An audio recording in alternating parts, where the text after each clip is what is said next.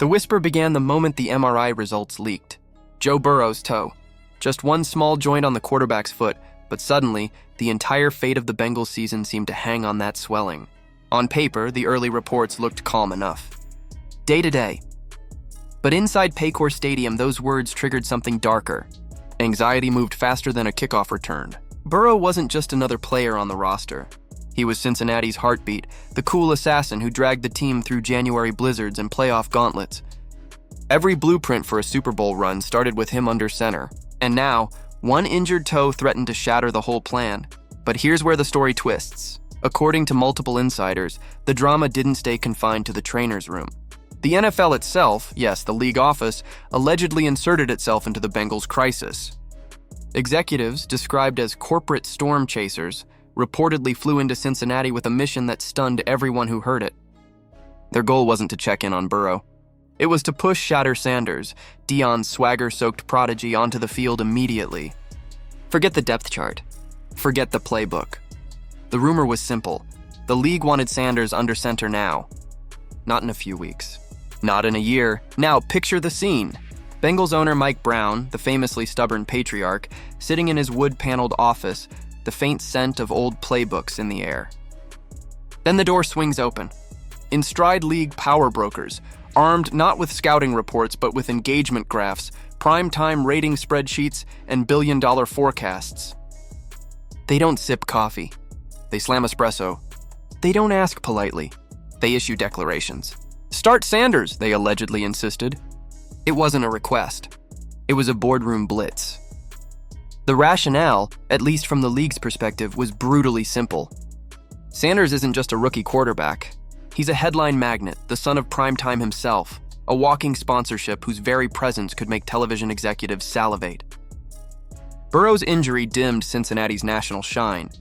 Dropping Shatter into the huddle promised to reignite it instantly. Every camera in America would swing back to the Queen City. Ratings would spike. Jersey sales would explode. Advertisers would start bidding wars for halftime slots. For the NFL, spectacle is the lifeblood. And in Shatter, they saw pure spectacle. But what about the Bengals themselves? That's where things got murky. Cincinnati had built its entire offense around Burrow's timing, chemistry, and cool command. Tossing a rookie into that mix on short notice wasn't strategy. It was chaos. But chaos, insiders whispered, was exactly what the league was chasing. And if the NFL really did try to strong-arm one of its contenders, it raised a chilling question. If the league could dictate who started for Cincinnati today, what couldn't it dictate tomorrow? The injury that set all this in motion sounded mundane. Turf toe. Just 2 words. But for Burrow, whose entire style depended on subtle footwork and lethal pocket movement, it might as well have been a 5-alarm fire. This was the quarterback who turned collapsing pockets into highlight reels, who carried Cincinnati from the league's basement back into the Super Bowl conversation. Now, one swollen joint threatened to derail all of it. Inside the Bengals locker room, the atmosphere shifted overnight. One player described it as too quiet for a Wednesday. Offensive linemen, normally joking through tape review, sat stiff, staring at the floor. Coaches moved briskly but spoke in hushed tones, as if afraid to disturb a sleeping giant. Burrow himself downplayed the swelling, insisting he could push through. But the medical reports weren't swayed by bravado. The toe wasn't just sore. It was a ticking time bomb. For Bengals fans, the déjà vu was suffocating. They remembered the ACL tear his rookie year. They remembered the endless rehab. Now with the team sitting in prime playoff position, national networks circling for flexed Sunday night games, it all felt like a cruel rerun. One insider put it bluntly, "If Joe's out, the whole AFC playoff picture reshuffles overnight."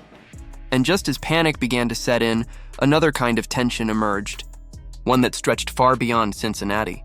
In league offices in New York, executives reportedly lit up late-night phone lines, fretting over lost ratings, endangered primetime matchups, and the need for a marketable solution.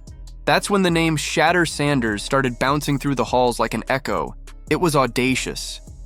Parachute the rookie phenom into the Bengals' backfield, keep the spotlight burning, and turn a potential ratings disaster into a gold rush.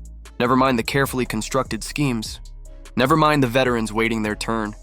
Insiders whispered that TV partners were already running scenarios, projecting massive spikes in viewership if Deion's son took the field. And in many ways, Shatter wasn't just a rookie. Even before draft day, he was a phenomenon. At Colorado, he'd turned Saturdays into must-see theater. His throws, his comebacks, his sideline swagger, everything about him screamed star power. Reporters chased his social media posts. His outfits, designer shades, diamond chains, became storylines in themselves. He was a magnet. The league, insiders said, saw him as the rare rookie who could lift ratings on charisma alone. Yet here was the tension that kept Bengals coaches up at night. Hype doesn't translate to blitz reads. You can't swap engines mid-race and expect the car to keep pace. The Bengals' offense was built around Burrow's rhythm, his command of timing routes, his deep connection with Jamar Chase. Dropping Shatter into that system on short notice wasn't just a gamble. It was a complete rewrite. Still, the whispers didn't fade. They grew louder. Some reports claimed a private jet carrying NFL brass touched down in Cincinnati one Thursday evening. Inside a high-rise boardroom overlooking the skyline, they met with Mike Brown and the team's decision-makers. The pitch was direct. Burrow's sidelined, primetime ratings are at risk, and Sanders is the solution. Charts flashed across screens, projecting jersey sales doubling, impressions tripling, audiences swelling by millions. It was less a conversation and more a pressure campaign dressed as a presentation. Mike Brown listened, arms folded. Known for his dry wit and iron resolve, he reportedly offered no commitment. But the tension in the room was unmistakable. Head coach Zach Taylor, according to one staffer, looked like someone had just asked him to rip up his entire playbook overnight. The message from Cincinnati's brass, though unspoken, was clear. This is our team. Still, as the executives filed out, one muttered remark, "Ratings don't wait for toes to heal," was overheard and leaked within hours. By dawn, the headlines screamed it nationwide, NFL pressuring Bengals to start Sanders. That morning, Paycor Stadium felt like a reality show set. Players arrived for workouts, eyes glued to their buzzing phones. Veteran linemen exchanged silent stares across the weight room. Backup quarterbacks tossed warm-up passes in uneasy silence. One staffer described it as the quiet before a storm, but the storm was already inside the building. Burrow, competitive to his core, stuck to his routine: film study, light rehab. But teammates noticed the tightness in his jaw. One defensive starter put it simply, "It's like someone tried to take the keys to his house." Jake Browning, the presumed next man up, reportedly paced hallways, earbuds in, scrolling through the headlines. "Imagine grinding all camp for your shot," one teammate muttered, "then losing it to a rookie because the league wants a show." Coaches tried pep talks, but the words fell flat. Outside, media trucks lined the streets. ESPN debated whether the NFL had crossed a line. Talk radio callers speculated about conspiracies and fixes. Inside practice, mistakes piled up. Drops, miscues, false starts. The tension bled into the drills, and through it all, Shadour Sanders kept his head down. He arrived early, headphones on, polite nods here and there, but no public statements. Yet his presence alone was enough to fuel the fire.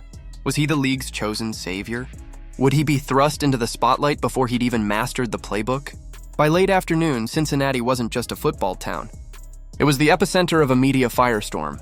Radio stations ditched game previews for open mic marathons. Callers raged or laughed, saying if the NFL wanted a reality show, fans should at least get to vote on the cast. The real story was bigger than football. It was about power, about whether a billion-dollar entertainment empire could bend competition to its will while still selling the myth of unpredictability.